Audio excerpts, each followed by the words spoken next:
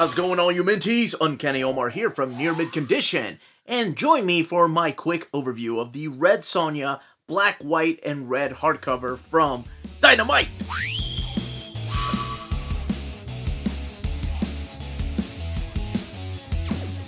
And welcome back, everybody. So before getting started, I want to give a huge thank you to Vincent Faust and the folks at Dynamite for sending us a copy of this hardcover.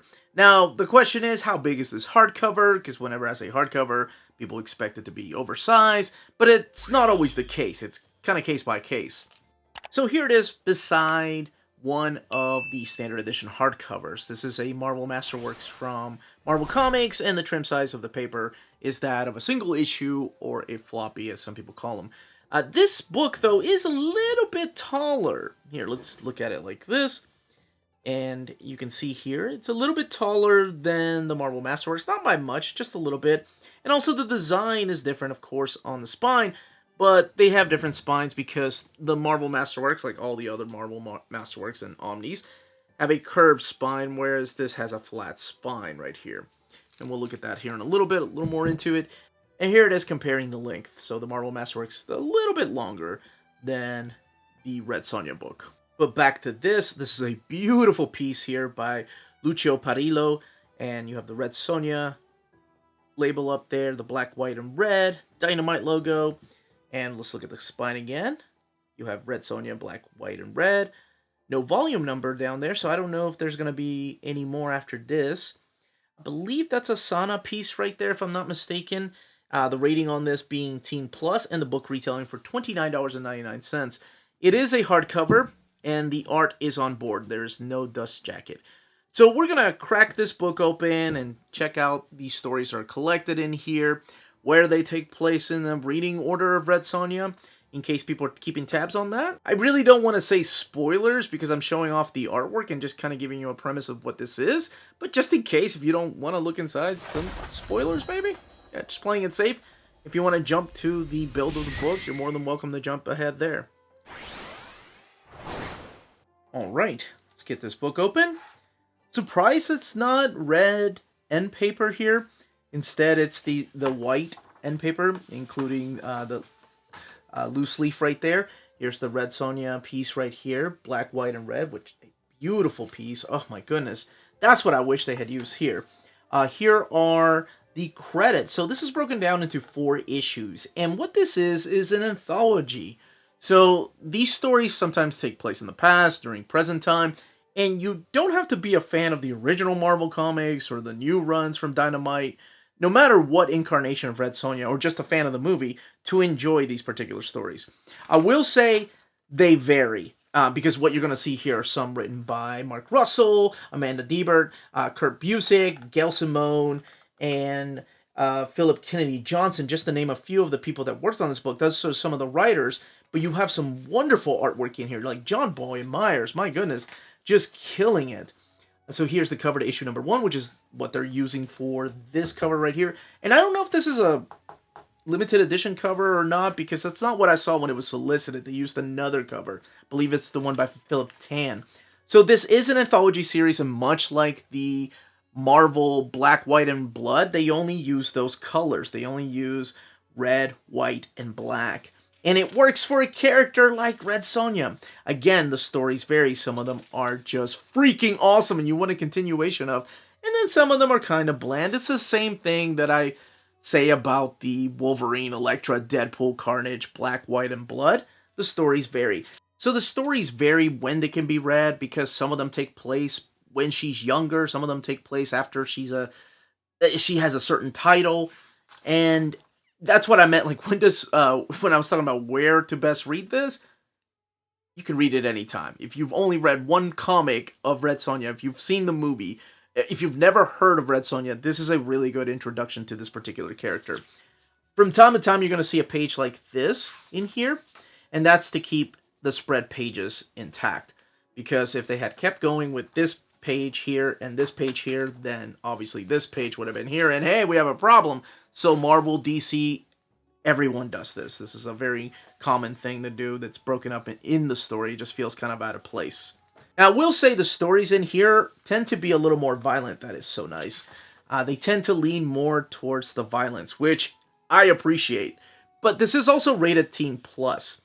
There are some beautiful pieces. This story right here by Kurt Busiek makes you wish that he was writing an ongoing Red Sonja title with this format right here, with these colors, because it is that awesome. And I want to say that's something that I believe that is a beautiful John Boymeyer piece. And his story is solid, too. He's the one that kicks off issue number 2. I believe those are the tones they were going to use when Robert Rodriguez was going to film the movie, or going to make it with Rose McGowan as Red Sonja. But then again, that was a long time ago and that project was dropped, and I believe now they're filming a Red Sonja, or they're in the pre-production stages. But just look at the insanity of her just going through all these monsters and creatures. So, if you've never read it, she's your very Conan type of character, except she happens to be a lady. Sometimes she gets a little more down and dirty than Conan does, especially in the Gail Simone run, which I recommend everybody reading. This one here is solid, and it reminds me a little bit of Arthur Adams' artwork. This is by David Walker and Will Robson, and I just get so much Arthur Adams vibes from the finishes to her facial expressions. I just see that. Maybe I'm alone here. This particular segment of issue number 3, the anthology, this is a silent issue written by Gail Simone, and it's beautiful. And another one that makes you wish that she would revisit the character and write stories, the continuing stories of Red Sonja, especially when you see her from a young age grow up to who she is, and it's like, hey, Gail, can you go back and write a story about young Red Sonja, and how is that not happening? Again, the story's varying from phenomenal to really good to, that one's okay. That one really could have been about anybody, and you just happen to add the character of Red Sonja in there. The different art styles are amazing, too. This one is written by Philip Kennedy Johnson. I love the variation in the styles. You have something really detailed, and then you have something really cartoony, and I'm a big fan of that. Now, in between each issue, we'll go back to this right here, because I mentioned John Boymeyer earlier. You have an image like this with this beautiful design, which I kind of wish they had used, like I said, for not just the end pages here, but maybe even the cover. That's a cool cover idea. But then you get the regular cover here. All the way in the back, starting the back matter here, we have a cover gallery. So each issue will have 3 different stories, and they're all done by different creative teams. This is the one that I remember seeing for the solicitation, so I thought that's what they were going to use for the cover. Again, I don't know if there's going to be a limited hardcover of that or not, but there's all sorts of different covers through here. Oh my gosh. Oh, yeah. I don't know what it is about the blood, but that adds some kind of special flair to it. Wow, that looks awesome. It's Jamie Tyndall. He has a very, and this is Ezekiel Dominguez. They have a very, I'm going to say Jeffrey Scott Campbell, almost Joe Benitez type of art style, but it works. And you also have some of the models coming in here, some cosplayers, which is great, like giving them the spotlight. And also, they know the target audience are big fans of Red Sonja. So that's the piece that's in the back. So, I'm sorry. It's not Sana. It's David Nakayama that does it. Signs his name, DNA. And some more variant covers back here. I really hope they continue this project, because 4 issues, Jay Lee, it's beautiful. 4 issues is just not enough, because you want some more of this. This is the Invincible Red Sonja right here. Amanda Connor and Jimmy Palmiotti. And this collects the first 5 issues. I need to read that, because big fan of theirs. But this is what to expect in here. Let's look at the build of this. So this book has 136 pages, and it is sewn binding, believe it or not, retailing for $29.99. They're using this thick paper stock. It's a glossy paper, and this is the way the book lays over, with spread pages like this, and the way it lays towards the beginning with that beautiful violence, and towards the back of the book. But that, as they say, is that.